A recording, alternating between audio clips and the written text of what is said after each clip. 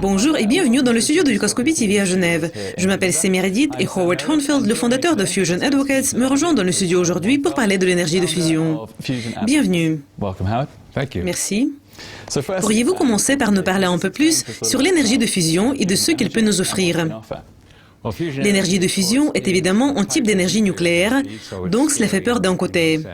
Mais en fait, elle est à l'opposé de l'énergie de fission, qui est un moyen actuel pour produire de l'énergie atomique. La fusion n'a pas de difficulté principale liée à l'énergie de fission, c'est-à-dire les déchets qui entraînent des conséquences dangereuses, et les matières premières ne posent pas de problème, parce que nous en avons suffisamment pour des millions d'années. En plus, cela ne suscite pas d'intérêt des terroristes, parce qu'il n'y a rien à voler, et il n'y a aucune possibilité pour faire une explosion. En général, beaucoup d'experts, aussi bien que moi, pensent que c'est la seule alternative pour produire de l'électricité à long terme sans émettre des gaz à effet de serre et le dioxyde de carbone. Quelles sont les plus grandes différences par rapport aux autres énergies renouvelables, comme l'énergie éolienne et l'énergie solaire? L'énergie de fusion, qu'est-ce qu'elle a d'unique? L'énergie solaire et celle éolienne sont très intéressantes et elles devraient être utilisées autant que possible. Mais il y a beaucoup d'endroits où ce n'est pas possible, comme par exemple dans les grandes villes, comme Pékin ou Shanghai, où il n'y a pas assez de soleil ou de vent. On a besoin de quelque chose de plus efficace.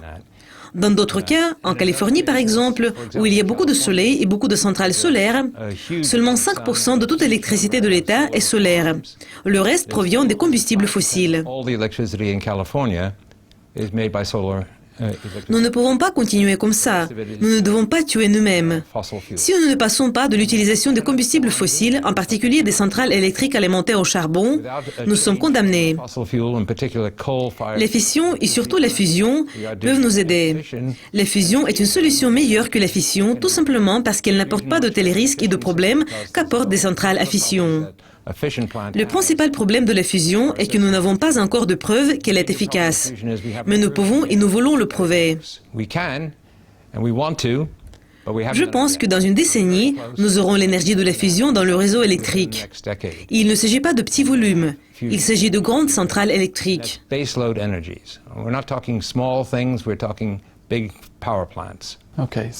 Pourquoi l'énergie de fusion est une solution meilleure que l'énergie de fission?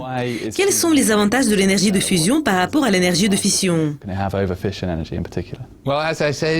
Comme je l'ai déjà dit, il n'y a pas de déchets dans la production de l'énergie de fusion. C'est peut-être la principale différence en termes de bénéfices pour la société. La fusion travaille avec l'hydrogène. Elle n'a pas d'uranium ou de produits de cette sorte.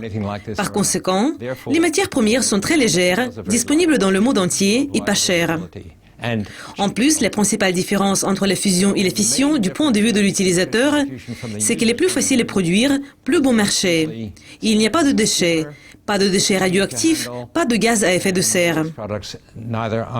En d'autres termes, il n'y a rien de mal avec l'énergie de fusion. Howard, merci beaucoup de votre participation. C'était un plaisir, merci de votre invitation. Et merci d'être avec nous. Restez à l'écoute de Lucascopy TV pour apprendre plus de mises à jour et voir plus d'interviews exclusives. Au revoir.